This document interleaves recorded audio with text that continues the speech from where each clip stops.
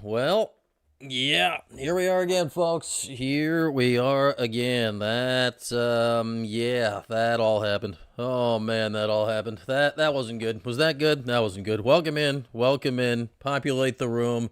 Come on in, hang out. We got you going here on this Saturday afternoon. So glad to have you here on this Saturday evening.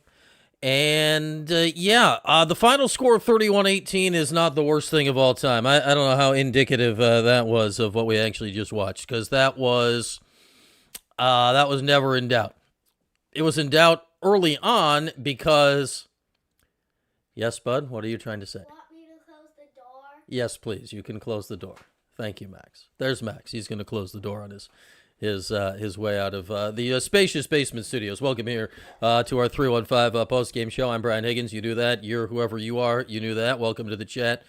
Doge God is here. Michael B, Forever Orange Girl, T Murphy, the whole crowd. Joe, the Lockout's here. VP's here. We're cooking. We're all cooking here. And that wasn't good. That wasn't good. And obviously, the conversation about this game it's all going to be Ricky Collins based, and we're going to talk about that a lot here coming up right now. If you'd like to join, as always with these shows, the comment pinned to the top of the chat has a linky link that you can click on, and you are more than welcome to join the show as a video guest by clicking the link at the top. And then realistically, I know they got some stuff going late. Whatever. That's just, I don't care about the stuff they got going late. Realistically, for the first 3 quarters of the game, the best play they had was when the punter of the other team shanked the first punt of the game and set them up in plus field position. That was the best play of the game for a significant majority of the game. And even that, they couldn't take advantage of. You go for it, you get stuffed on, 4th and goal a couple of times. You got a 9,000-pound running back. You can't get in the end zone. You're playing these I formation tight sets with the coach's kid at fullback. You're getting no push, and just like, what are we doing? What are we doing? And then there's the Ricky Collins problem, and this is tough because the easiest thing to do, right? The easiest thing to do in all of sports fandom is to be certain that the backup is going to do better than the guy that we are all watching not do well. And Collins, I don't even care what the final numbers were, did not do well today. 22 of 45, 279 yards, a touchdown, 3 interceptions. There's a little lipstick on the pig there with some of the yardage, but he did not play well. He had 3 interceptions that could have been 7 or 8, depending on how it went. And he just has not seen the field in a manner befitting a starting collegiate Power 4, Power 5 quarterback so far. When it was him and Angeli, it was like, all right, this other guy is, been in the fire. Obviously, Angeli won the starting job. It's becoming more and more clear that probably wasn't that close of a battle. And now we know Steve is out. We don't know anything about Luke Carney, and that in lies the problem here. You see the recruitings, he put up 8 million yards and all this stuff. He was playing private school ball in the Dallas area. Public school ball down there is significantly larger and bigger. I don't know. He's rail thin right now, but he's a dual threat guy. We don't know what he is. He said one play in his career, he scored a touchdown on it, whatever. Now here you are, you're at the midway mark of the season, you're sitting here 3-3, which all told, if you told me preseason that Syracuse would be hitting its bye week at 3-3, I'd probably be like, all right, that means out of, you look at the games at a Tennessee, SMU, Duke, and Clemson, you got one. All right, I probably would have assumed it was Duke, but it's like, okay, you got a game. You actually won a game that mattered, and the Clemson game certainly was that. But now the way the last 2 weeks have gone, oh, man. You had 6 points in 7 quarters. You were averaging less than a point a quarter in the first 7 quarters that Collins was the starting quarterback. And I don't mean to dump on the kid, but it all combines too. Somebody mentioned this on Twitter, on the X, during the game. Like, how much does it factor in that Collins, he got, I don't know the exact figures, but he got a nice little baggy bag back in December, early January when it comes to the NIL and all that stuff. Like, I don't know how much it changes from anyone's perspective that he is getting paid to be here and do this. It's all fascinating. Hey, Jen. And now you're at a really weird crux of the season here because, all right, let's do a thought exercise. Try this on for size. Say the Clemson game happened as it did, except Angeli didn't get hurt. Angeli is still healthy, but they lose to Duke, who's a good football team. Not like that, but they lose to Duke, and they lose to SMU, who's a good football team. You could still be sitting here 3-3. But if you had Angeli, who played so well down at Clemson, and say he was a little off in these two games or the defense didn't play well or whatever, you could be 3-3 with this team and be feeling all right. You could be. You could be 3-3 with this team and be feeling all right. The problem now here is you're 3-3 with this team. You're not feeling all right, very specifically because of the quarterback situation right now. The other quarterbacks on the roster are essentially all freshmen. Do you turn to one here in a bye week? Do you wait? And then the fast forward to trying to solve the problem down the line, you had a guy in Angeli, which is great, but how much can you base your whole offseason around a guy coming back successfully and quickly from an Achilles surgery? Like, whoa. Man, there's just, there's a lot. There's a lot going on here. Like, I don't know how you balance all of that in this current era of NIL, of portal, of Collins hasn't looked great, of if you change quarterbacks now, regardless of if Carney looks good or not, Collins is probably gone. Do you even care about that? What's Angeli's health going to be in 6 months or a year down the line? Wow, it's there's just so many things. There's so many things. I don't know the answer. If you guys know the answer, that'd be great. And here's the problem. Fran's no dummy. We all know that, right? Fran Brown is not a dumb man. He knows all of this. And it'll be very interesting, and unfortunately we don't get the live post-game press conferences after the road games, but we'll all be able to go back and watch it later, and there will be no Fran live this Monday. He does not do the weekly press conferences during a bye week, so there'll be limited Fran content throughout the course of the season. But, Fran is at touch and in home with this world of transfer portal and guys in, guys out.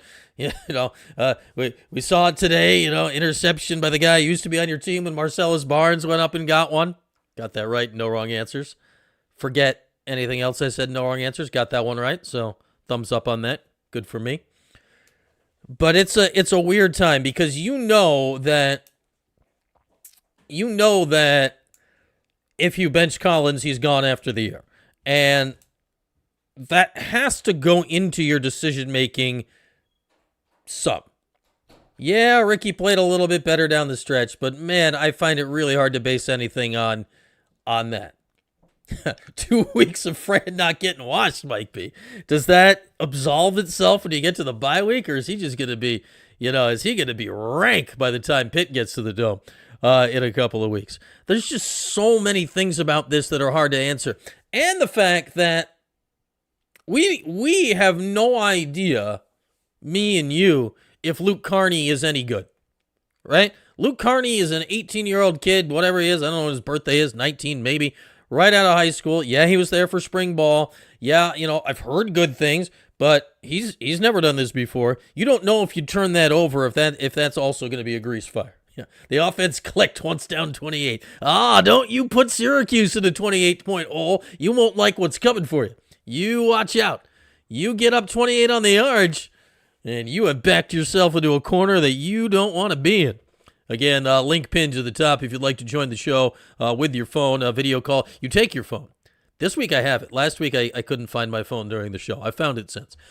You click the link with your finger, and then it takes you to a thing, and you go, type, this is my name. Maybe even go, type, this is where I'm from. Then you hit the button that sends you into the room. Then I can hit some buttons, and we can put you on the screen. It's magic. And Sean, this is what I don't know. I don't know if that's true or not. We got to stop asking for Ricky to get benched because it's never, ever going to happen. I don't think that's necessarily true. here's what I think is true. I think once you make that move this year, there's no going back. Like, making that move doesn't mean Luke Carney's going to come in and be all world or all this stuff.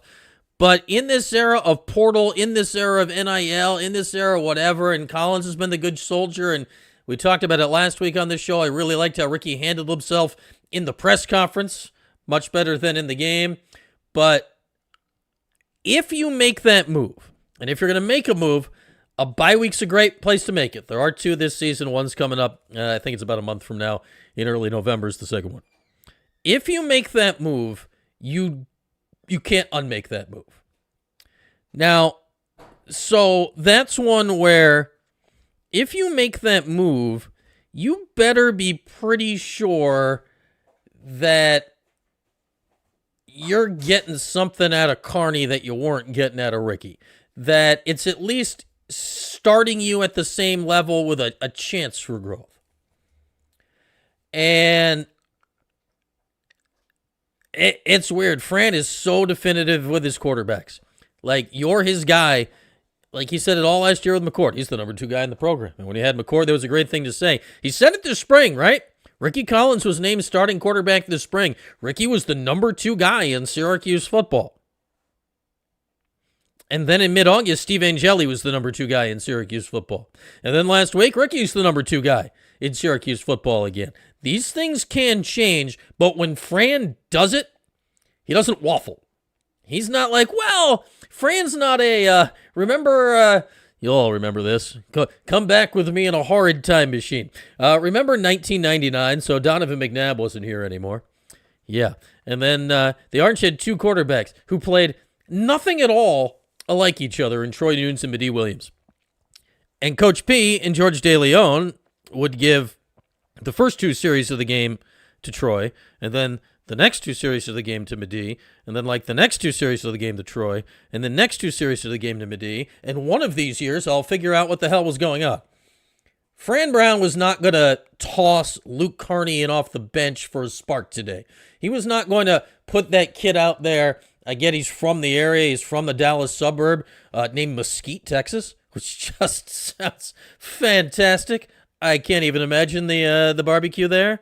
I will take the brisket. Yes, Luke. Drop some off. Thank you, Luke's parents. Just bring it by. You can figure it out. I'm in the basement. You can get here. Bring me brisket. But Fran is not a waffly, oh, let's toss him in. Ricky's not playing well. Let's go to the other guy for a spark at a quarterback guy. Fran, though, and I tweeted this, like, here are facts. Fran recruited Ricky Collins. Fran named Ricky Collins the starter in the spring. Fran then recruited another quarterback in the spring after doing that. Fran then named that guy the starter. Like, those are all facts. Those are facts. That's not opinion, that's facts. And this bye week is fascinating. This bye week is fascinating because if you are going to make a move, and a definitive move, like, this is the week to do it, right? Like, if you're going to make a move, this is the week to do it.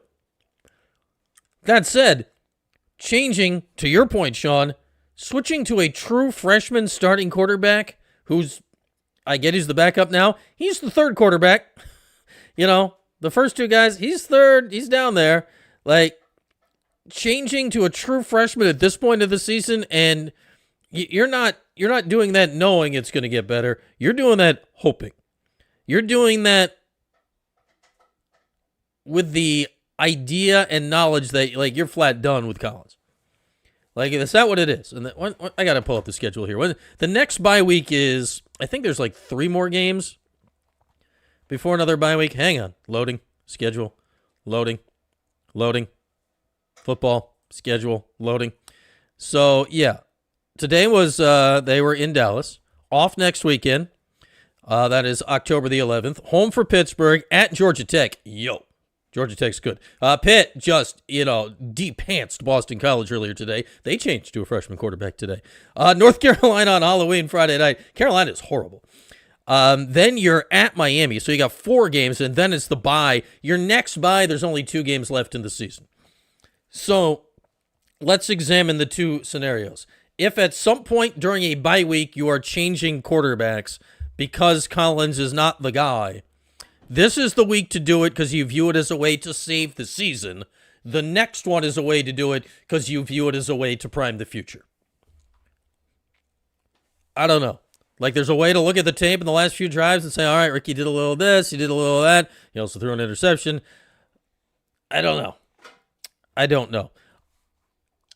You also do it with the knowledge that if he's healthy, like you got another guy in Angeli, I think at some point, if you're looking big picture, it also depends how the season's going. If you're looking at big picture at the future of the program, and I was to rank these three things, like rank the likelihood of who is the starting quarterback for Syracuse football in 2026. Rank the likelihood of who is the starting quarterback for Syracuse football in 2026. It's probably, man, I don't even know if he's one. Like, it's Angeli, Carney, and then Collins, and then realistically, number one might be portal quarterback we haven't heard of yet, or number two, portal quarterback we haven't heard of yet. And now you look at the schedule here. Let's look at, like, you want to get to a bowl game. All right, can you find three more wins on this schedule? Realistically, it's the home games, Pitt, Carolina, and BC. Carolina's terrible. BC's not any good. Pitt's more than solid, and we know the Orange have struggled with the Panthers for the last while. Like, you're going to have to win those games, or somehow Collins or Carney is going to have to go into Atlanta to Georgia Tech, into Miami, or into South Bend and beat those teams. If you're talking about getting to a bowl game. Whew. So there we go. Like, realistically, Ricky Collins isn't on the roster next year unless something drastically changes. And if you didn't see this, if this is, it is not me, Jen. If there, I am now doing a little extra work with the good folks over at the Juice Online. If you haven't noticed that, they're now part of the Sports Illustrated college sports scene over there. At the moment, going to be writing like a weekly midweek type of column. So I wrote a column on this Thursday. I think we're going to be doing Wednesdays going forward, but I wrote a column this Thursday. I wrote it on Wednesday. You read it on Thursday. That this was the biggest game of Fran Brown's career to date. And that up to this week, Fran had passed these tests with flying colors. 5-0 after losses in some not tough scenarios. I mean, one of those losses last year, West Coast trip, UNLV. Another one, West Coast trip, Cal. Another one, like that Miami. Like, you were doing some stuff down the stretch to get those wins. Bouncing back from that Tennessee loss, trailing against UConn. You rally back to win that game a few weeks ago. This was by far backup quarterback on the road, SMU with their returning quarterback. They were a college football playoff team last year. Of all your bounce-back games, this was by far the hardest. And then you come out and your offense lays a complete stinker like that. So it's a real interesting spot for Fran because now you finally, and the main thing I said is today was not about a win or a loss because you could have lost this game, still been 3-3, and we could have all been feeling all right? Like, had this game come out, it was back and forth, and Ricky's moving them, and Kevin Jennings is really good. Like, he's fantastic. How much would you love to have Kevin Jennings in Orange right now? And it's just the final score is like 35-31. You lose. You're like, man, that was a great football game. And you feel okay about the rest of the season. It was 31-3, and nobody felt okay about anything. And I think that's the main problem with where we're at right now. It's just it's a rough spot to be in because you're stuck with a backup quarterback. And this is, again, the difference between Fran and us, right? And again, if you'd like to join in the program, there's a link in my comment pinned to the top of the chat. You click on that. You can have a video call on the show. We have that technology. Thank you, Jen. I do appreciate that. What was I saying? I don't know. That Syracuse has a chance here at 3-3 to, if you can get through this year and make a bowl game, it's just all the vibes are off. Last year's vibes were immaculate basically the whole time. This year, McCord's gone, but okay, this Angeli guy is at least doing a nice approximation of Kyle, right? Now we're at a weird position where I was kind of looking at this year and next before the year as, all right, this year's schedule is nuts. Let's zoom out, right? Let's zoom out and examine what we got. And quarterback battle, Collins and, Angeli, the winner's got a chance to start 2 or 3 years, depending. Like, you got a really young team. If you get a couple wins this year, go 6-6, 7-5, you could really be building into next year. Now you're in just a weird spot. And now we're stuck in this same morass. How many times have we done it? Rex Culpepper, Mitch Kimball, Wilson, what was his name? AJ Long. It's just like, God bless Zach Mahoney. I mean, we all love Zach Mahoney, but he was like 1-10 as a starter. The fact that he started 11 games as a Syracuse quarterback is just beyond bizarre. Like, we've gone through some stuff watching Orange quarterbacks for the last 20 years, haven't we? Like, there should be a support group for it. Like, we should be having weekly meetings just about that. And now it feels like we're doing it again. And I think, honestly, that is the most frustrating part of all of this. Like, you mentioned Garrett Schrader. Garrett Schrader is miles beyond what we saw today, especially when he was healthy. Like, yeah, when we couldn't throw anymore was a different thing. But, like, Garrett Schrader, like, it was a very different style of attack, but he was at least successful at what he did. Like, he won some big games. There was 6-0 one year with Garrett Schrader as the quarterback before he got hurt. The Tommy DeVito mess was a Tommy DeVito mess, but we've just gone through so much crap watching starting quarterbacks get hurt, then some years watching the backup quarterback get hurt, then you're like, well, of course your third-string quarterback stinks. Whose third-string quarterback's good? It's just a mess, and now this is what we're at. Schrader could win games. And, like, you did that in a defined style. You had him, you had Tucker, you're doing a thing. It was like pinkies out on the water there. That was very elite British of me. Sipping some tea. Probably should have been drinking my tea with it. Yeah, that was Mahoney had him in the game against LSU that game, Michael B. Yeah. Zach Mahoney, I think his first 2 career starts were like Clemson and LSU or something crazy. He had the toughest strength of schedule in the country. But I think where we're at right now is what Bruce just brings up. And I think this is the big point here, and this is what the coaching staff and Fran have to decide this week. Collins does not appear to have it. This is what I wrote in the column the other day. We're going to find out if he's got some it in him. We're going to find out if he's got it. I haven't seen it. Yeah, he's got talent, but it's not like he's not a total stiff, but he doesn't have it. He doesn't have that thing that quarterbacks need, right? And Jelly seemed to have just a little bit of the it. Kyle McCord was just lathered in it. You want Collins to run more? I don't know. So the question is, do you make the move this week, knowing there's 6 games left, and knowing that if Carney is something, you could at least spark the team. I mean, the rest of the team's got to be getting frustrated. There were dudes wide open all game long. No, not Justice Ross Simmons anymore. Him leaving on crutches was not ideal in a walking boot.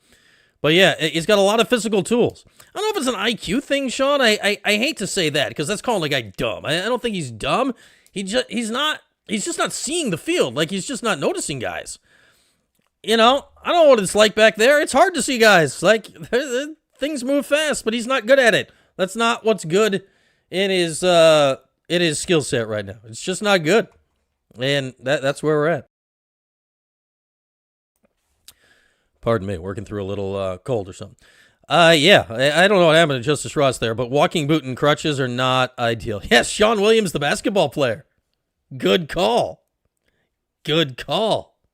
Man, he was a person that existed. Yeah, but Adazio doing color, and we've got a lot of Steve Adazio and my guy Wes in our lives the last couple weeks. Love me some Wes. Steve, I don't know how many times. I mean, say what you want about Steve Addazio as a coach and the dudes and the whole thing, but how many times during the last 2 weeks did he? And he was trying to be nice about it. He wasn't killing the kid. He was being as nice as possible. But how many times did Steve say on these broadcasts the last 2 weeks that the reason these interceptions or near interceptions are happening is because he is staring down where the ball is going and allowing the defense so much time to do it? I mean, he kept saying it time and time and time again. Why? Because it never changed. It never changed. All that said, we mentioned Fran. I trust Fran here, like long term, nothing. You know, it's tough. Whenever a guy gets stuck with a backup quarterback, you're stuck with a backup quarterback.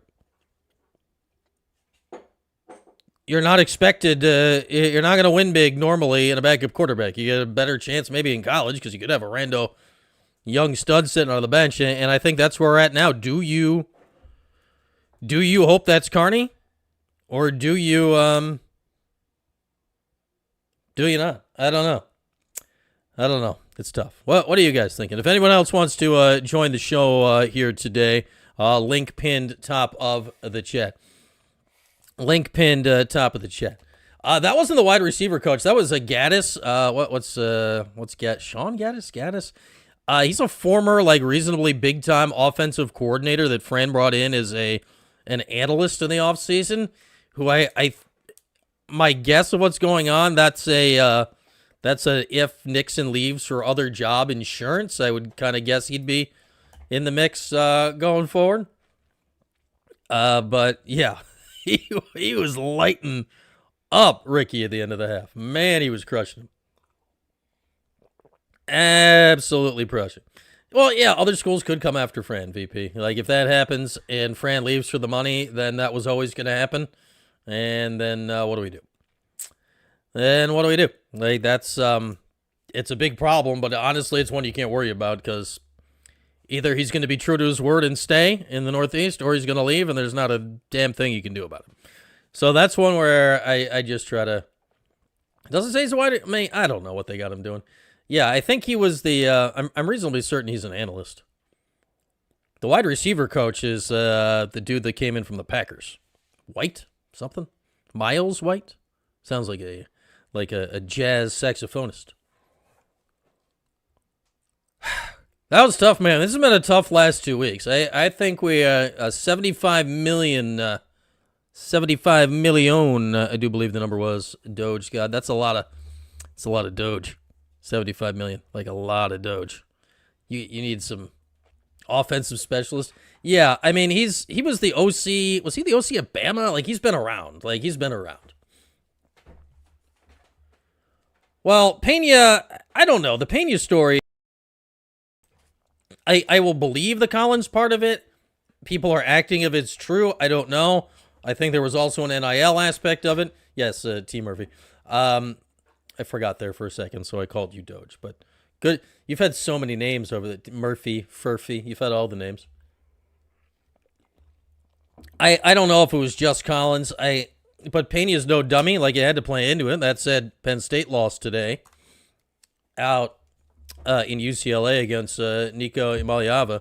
Now, when does basketball start? We're less than a month out from hoops. We're right around a month out from hoops. That was Gaddis. That was the one of their analysts who's been a what's his resume? Gaddis. I want to say he was like Alabama's offensive coordinator at some point. Josh Gaddis. There's Josh Gaddis.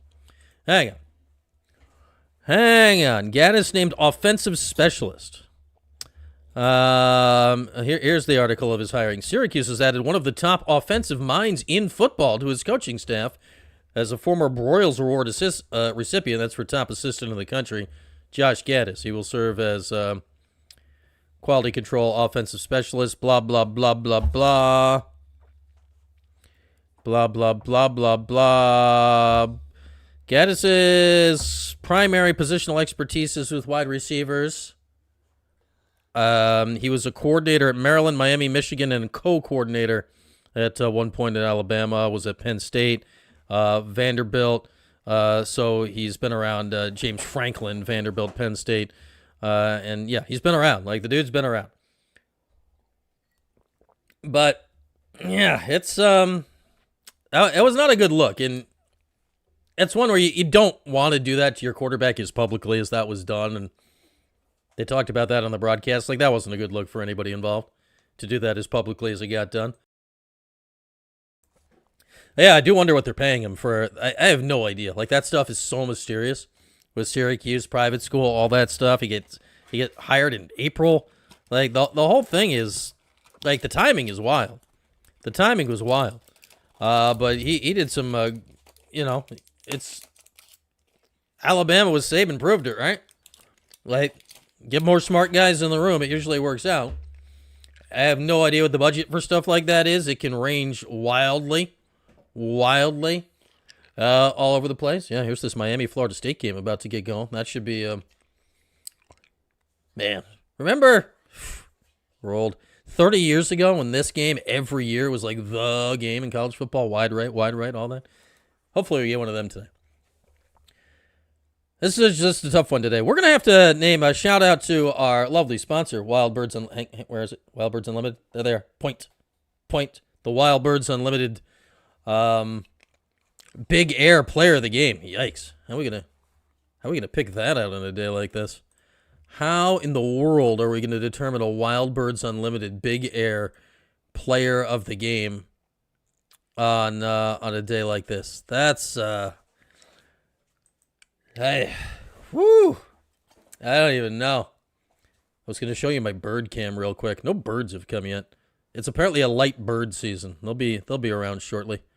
Did I not bookmark where the bird cam was? Ugh. That's tragic.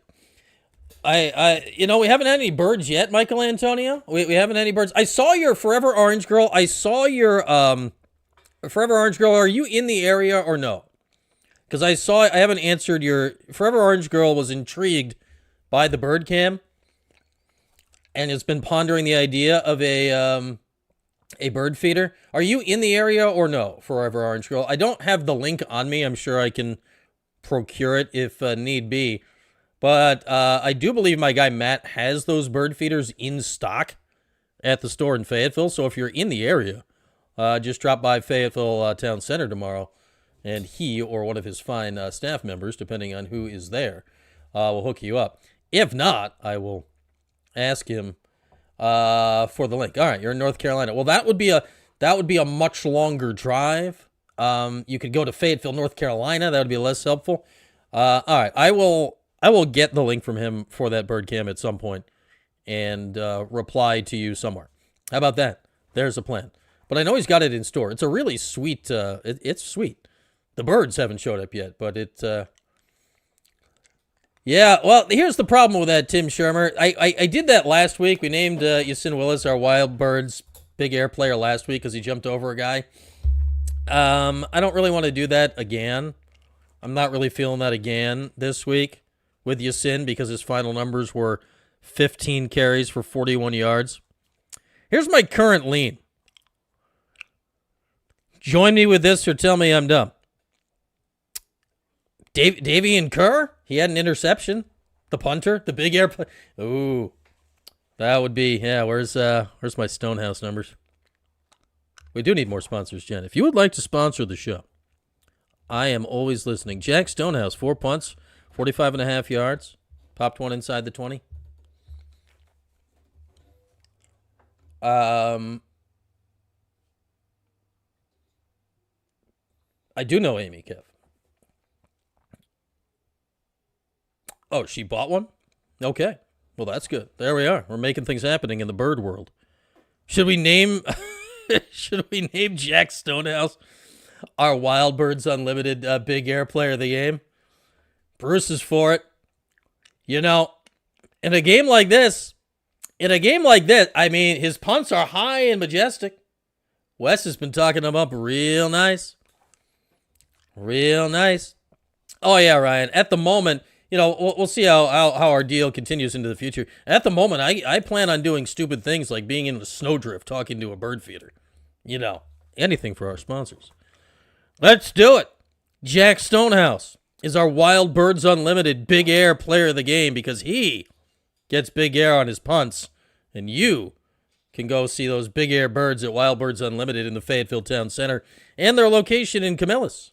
How about that? We have just named, man, that's G-Rob level stooping. Like, we went through a rough patch of years there. Do you get a prize? You get the satisfaction, Michael B., of knowing that you were part of something special. We're working up some potential merch options and things like that, so maybe there could be a prize on another day in time, but not at this very second. But we're kicking around some ideas. We got some things. We got some things in the hopper. We got some things motoring along. Again, if anyone would like to join the show vis-a-vis a video call, the link is pinned in my comment at the top of the chat. So, yeah, our Wild Birds Unlimited Big Air player of the game is Jack Stonehouse. And that tells you that the final score was deceiving. If you did not watch this game, Tim, could I set up a subscription? I don't like the idea of forcing people to pay to watch stuff like this. But that said, Tim, I do have no shame. If you go to like any of my social medias or on the YouTube, there's a link tree. And if you go clickety-clack on the link tree and scroll down through the options, there's a Venmo link set up there where it says something to the effect of donations are accepted, but in no way required, but appreciated, or something like that. It says it more graciously because I had time to write it out. But I don't want to I don't want to just like charge you guys to show up. No, I don't want to do that. I don't want to do that. Maybe Ryan Mullen is Ryan Mullen, Jen. You may have cracked the code. So yeah, like you're always welcome to do that, but I would rather our fine local corporations work in tandem to me. We've got things in the hopper, people. Look for more stuff coming in due time. Hopefully sooner than later, but we got a bye week coming up, so that should allow us to hit the pavement a little bit and hopefully drive some more of that stuff home going forward with basketball coming up. But man, excitement. Michael would sign up for the free subscription. Randy is charging himself wine. Yes, I'll go live from my backyard bird cam in a thing. Yeah, I am the 315, so 315. Yeah, I guess what I need to figure out, Tim, is can I set that up in a way that it is a voluntary? Because that would be a nice thing. I'm sure some of you would do it, and it would be appreciated and all that stuff. I'd say, actually, Michael, if I had 500,000 subs, I wouldn't need to start charging at all. We'd be rolling it. I miss you hearing me as well, Bruce. Yeah, my Venmo, there's a link tree, Jen, attached to everything I do that if you click on it, my Venmo is there. It is there and available. I don't want to force it on you, but it is there. Yeah, I wonder, Tim, could I do that? A voluntary I'm not exactly certain how that would work, but I'll look into it. That'll be a research project for the week. Or if any of you know how to do that, you can tell me. And there we go. Yeah, for just $3.15 a month, you can help feed a starving sports broadcaster in Central New York. Could be we could play some Sarah McLachlan music. In the arms of an angel. Yeah. You could help pay the cable bill that allows Brian to watch the games and then come online to talk about it. It would be a funny commercial to make.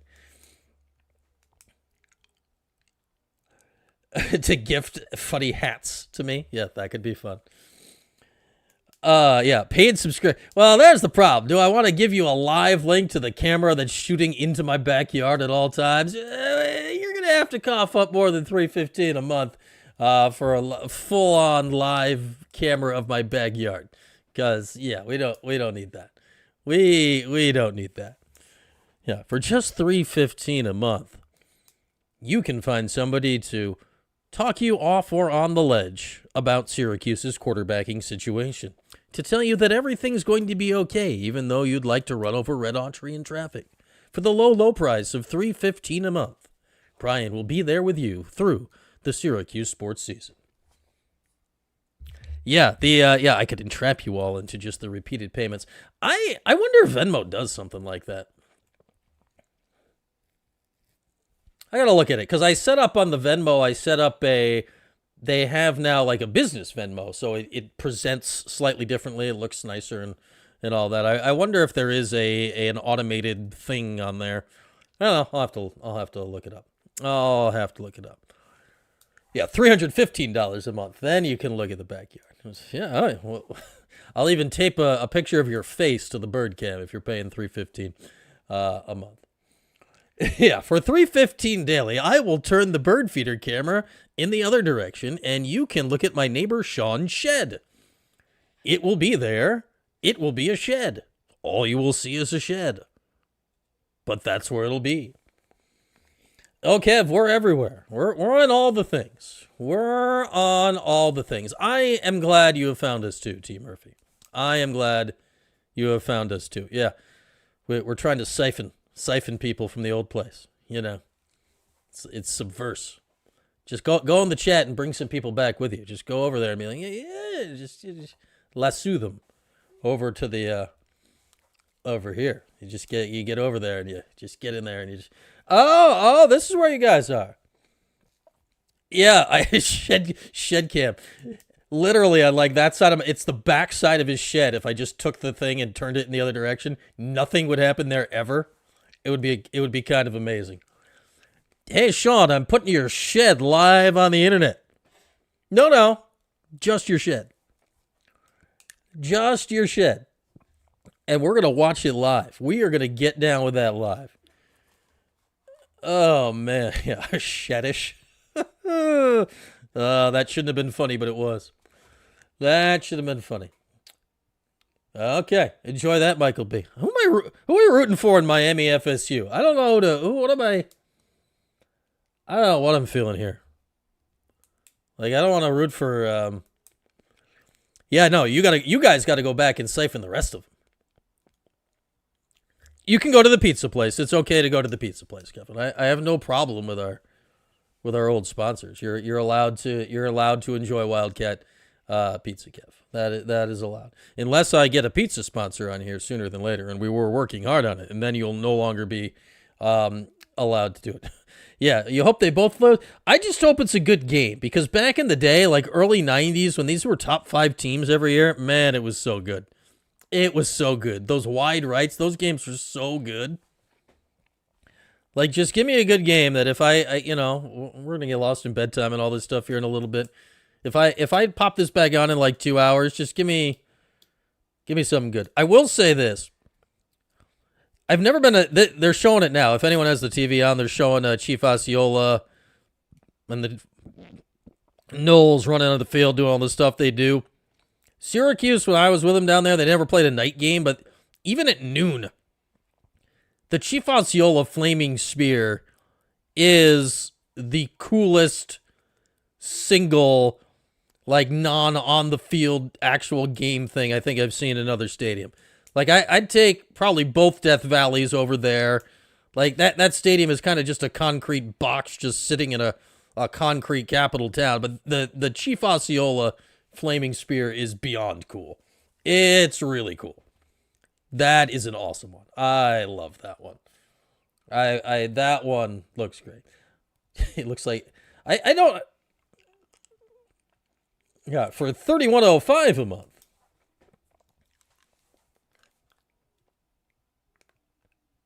For $3,105 a month. There's Sebastian the Ibis. Oh. He caused some trouble in the dome last year, that Ibis. Woo! You flirty mascot, you. We'll have none of that. Who am I rooting? I think I'm rooting for Miami. Or maybe a stadium collapse. I do like the Flaming Spear, though. Just give me a good game. Give me a field goal game. Have somebody miss a field goal wide right late. That'll be great. That's what this series needs. Missed field goals late. That is what Florida State and Miami has been built on for all these decades, is missed field goals late. All right, what are you guys feeling Yeah, ibis is the last bird. You know what would be amazing if an ibis showed up on my bird cam? That would be kind of wild. If I was just at the bird cam and then there was an ibis, because they're a large bird and not native to my backyard. It would be very mysterious if an ibis landed on the Wild Birds Unlimited Backyard Bird Cam, of which we will revisit during the week this week. Looking ahead to the week that's coming, no game Saturday, so we'll have none of our normal stuff. I'll put out some stuff. We'll do some stuff during the week. We'll figure out some stuff to do, but no Monday 1 o'clock Fran Brown press conference this week. So we'll just an ibis mascot. Yeah, if you can get the actual Sebastian the ibis to come stand in front of my bird cam. What kind of matchup, Forever Orange Girl? Because here's the thing. Like, in a physical matchup, Otto is an orange with short arms. So, like, in any physical matchup, it's tough. Because Otto's not a long-rangey fellow. Do some crypto shows. Yeah, how bad of an underdog is... remember when Sean Keeley always used to do those Syracuse versus the bye-week articles on Noon's Magician back in the days? Those were gold. Oh, man, those were gold. Yeah, if anyone would like to pay me a Bitcoin, I accept it. Yeah, I'm like... It's tough to say, just toss in Carney. I've never seen him play. But, whoo, man. Collins. I've said this many times. And this is about mascots. This is in no way serious, but it's deadly serious. Every year at the ACC women's basketball tournament, and I believe they do it at the men's basketball tournament, they like coordinate it because the tournament's so spread out and weird. There's the one day in the middle where like all the teams are still there, so they do a mascot basketball game. And it's hard to be good at basketball while wearing a mascot costume. Otto does not have, like, good range of motion to get into a jumper. Like, he does not have good upward extension from the shoulder through the elbow here. But I'll tell you who does. The Notre Dame Fighting Irish, because it's just a guy. The Notre Dame Fighting Irish, just a guy, Leprechaun, is always the best player in the mascot basketball games. Because he's just a guy. Yes, Jen, and Vegas home. There is, we just don't have access. They don't stream road press conference pressers live anywhere. So unfortunately, there is no way we can do it. I always radio broadcast that game at halftime, so Ryan, because it just cracked me up every single time. I would deliver solid play-by-play of the mascot basketball game. But like, if you got the Leprechaun on your team, like, you had a human where everyone else was a mascot, and it was a massive advantage.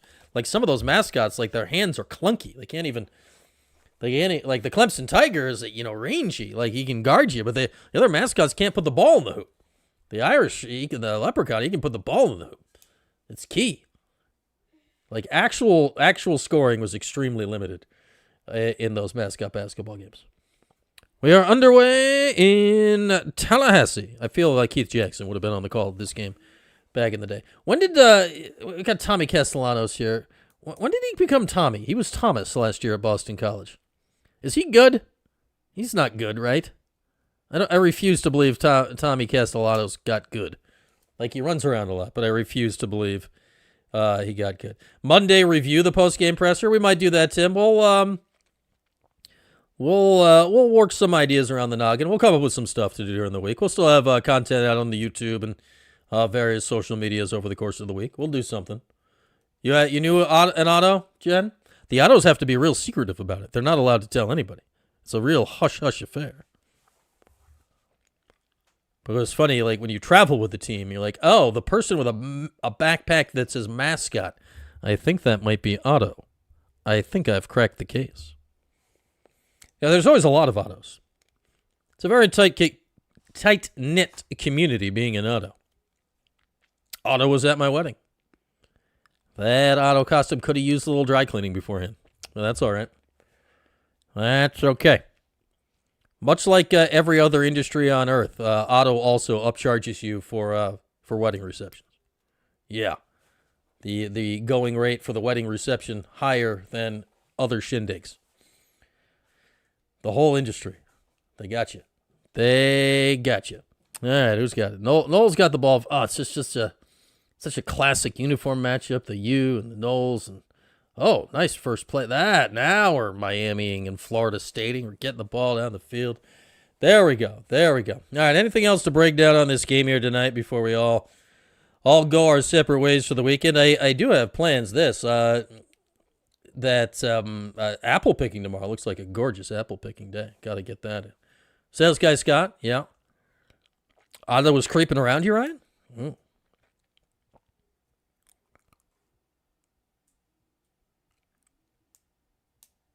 The Clydes before Otto? Now you're going back. I don't think I have any interest of ever being inside a mascot costume just due to the stench. I don't want to, have not heard good reports. Don't want to be anywhere near the smell. Don't want to deal with the smell. Just not in on it. All right, well, to recap. Ricky Collins was bad. Syracuse got crushed. Final score not indicative of what happened. Bye week, big decisions on Fran's plate here coming up. Hang on, let's actually do this before we go. One last thing. Let's see if I should have done this a little while ago. Let's see if anybody tweeted any of the stuff that Fran said after the game. No, nothing. Fran Brown. Anything?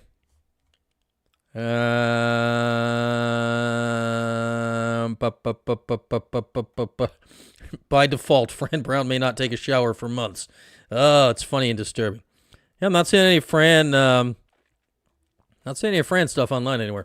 All right, so we'll reconvene. Enjoy your weekend. Pick some apples. Do whatever.